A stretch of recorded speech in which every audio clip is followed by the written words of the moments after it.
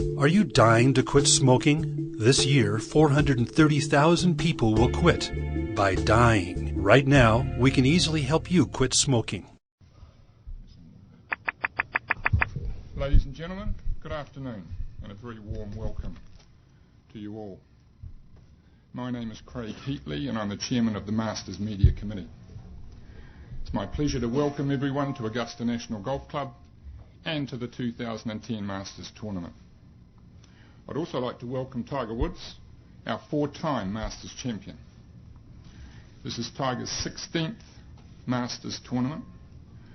Tiger, we're delighted to have you here with us, and what a beautiful day out there to start Masters Week. Are there any comments that you'd like to make before we invite questions from the floor? Sure. Well, today I got a chance to play with Craig, Freddie, and then Jim joined us on the 13th hole. And it was what a great day today. Coming into today, I didn't know what to expect with regards to reception, and I tell you what, the galleries couldn't be nicer. I mean, it was just incredible, and the encouragement that I got, and it was just it blew me away. To be honest with you, it really did. And the people here over the years, I know they're extremely respectful, but today was just something that really touched my heart pretty good.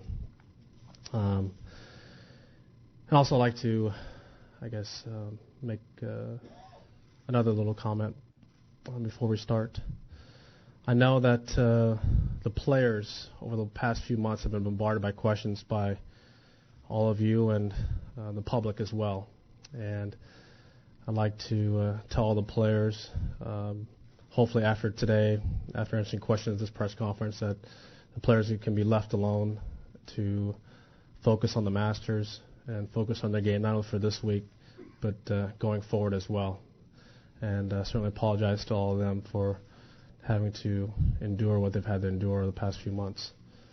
A lot has happened in my life over the past 5 months, and I'm here at the Masters to play and compete, and I'm just really excited about doing that. I missed the competition. I missed seeing the guys out here.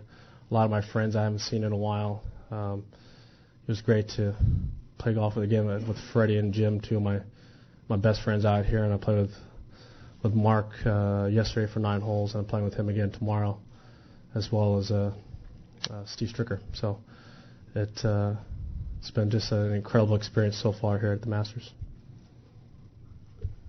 Doc?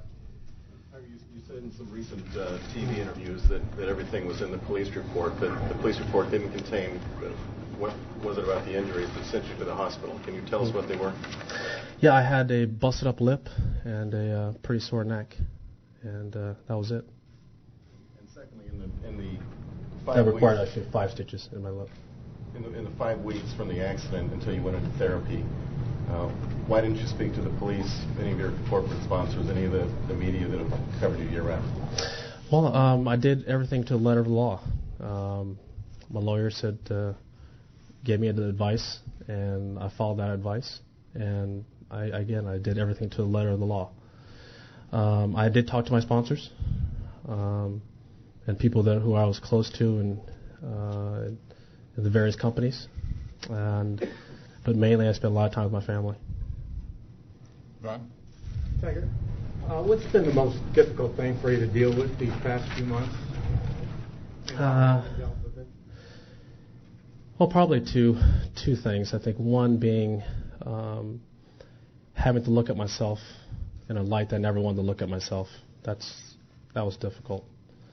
How far astray I got from my core fundamentals and core morals that my mom and dad taught me, and having to break all that down, and as I said in the interview, with all the denial and rationalization, to cut through that and really take a hard look at myself.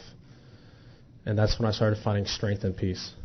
And the other is the other difficult part, I think, over the past few months has just been the constant harassment to my family. my wife and kids being photographed everywhere they go, being badgered. I mean, that's tough. That's tough on them because it's really hard for us to heal and try and get through this as best we can. Scott. You said in February that when you returned to the game that you were going to wanted to show more respect for the game. In what way are we going to see sort of differences out there between the ropes and outside the ropes? Yeah, great question. I'm actually going to try and obviously not get as hot when I play. But then again, when I'm not as hot, I'm not going to be as exuberant either. You're not going to see... I can't play one without the other. And so I've made a conscious decision to try and tone down, my negative outbursts, and consequently, I'm sure that my positive outbursts will be calmed down as well. And that's just trying to be more respectful of the game and acknowledge the fans like I did today. That was just an incredible reception all day for all 18 holes, and show my appreciation for them. I haven't done that in the past few years, and that was wrong of me. So many kids have looked up to me, and so many fans have supported me over the years, and just want to say thank you to them, especially going through all of this. The past few months, it really put things in perspective for me, and how much I have appreciated, or actually underappreciated, the fans in the game of golf. Robert? Tiger. Yeah, Robert. Hey. You won a lot of golf tournaments over the last 5 years, living a completely secret life. How were you able to do that? And then secondly, what kind of golfer do you feel you'll be now going forward without having this secret? Well, I think it's how I was early in my career. I was at peace, and I've had some great years, and unfortunately, what I've done over the past years has been, just terrible to my family. And the fact I won golf tournaments, I think, is irrelevant. It's the pain, the damage that I've caused. My wife, my mom, my wife's family, my kids, going forward are going to have to. I'm going to have to explain all this to them, and that's my responsibility. I did it, and I take full responsibility for it. And as I said, winning golf tournaments, I think, through all this is irrelevant compared to the damage I've caused. Christine? Yes, Tiger, you've been known as a great proponent of drug testing on the PGA Tour. As you probably know, Dr. Anthony Gallia was arrested with performance-enhancing drugs in his possession. And as you also probably know, Dr. Gallia has said he's been to your home at least 4 times. Why did you feel, Tiger, it was necessary to have this particular doctor come to your home, and what did he specifically do for you? Okay. Well, Christine, he did come to my house. He never gave me HGH or any PEDs. I've never taken that my entire life. I've never taken any illegal drug ever, for that matter. I had PRP, platelet-enriched plasma treatments, and basically what that is, they draw blood from your arm, spin it in a centrifuge, and take the plasma out and insert it into the injuries. Well, as you all know, in 2008, I blew out my ACL, and part of my reconstruction, my LCL wasn't reacting properly. It was a little bit stuck. And so I had the PRP injection into my LCL.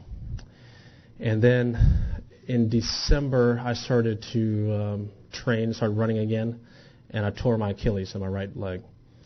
And I then had PRP injections throughout the year. I kept re-tearing it throughout the year and throughout the summer. I used tape most of the year to play. And so I also went into hyperbaric chambers after the injections to help drive in it does help you heal faster, and did everything I possibly could to heal faster so I can get back on the golf course, through the PRP injections. Steve? What were you anticipating today to be like for you, and how nervous are you sitting here? Sitting here, not that nervous, no.